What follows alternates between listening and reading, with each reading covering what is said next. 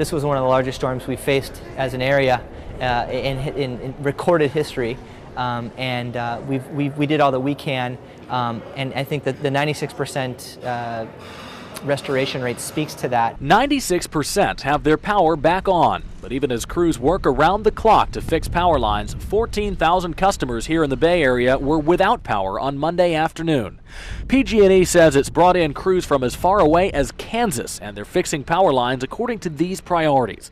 First, they'll only fix power lines when the weather isn't endangering workers' lives. Then they'll restore power first to emergency services like 911 centers and firehouses.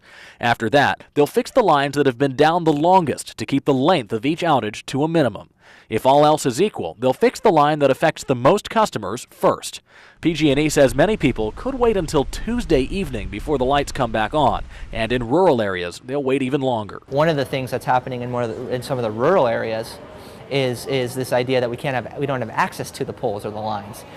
There are, if they're in forested areas, for example, and there's a fire road, and there are several downed trees along that road, we have to get through those trees before we can even get to that line. Those customers could be stuck without electricity until Friday. One thing to remember, don't assume PG&E knows about your outage. Call them and report it. That could be the only way they find out.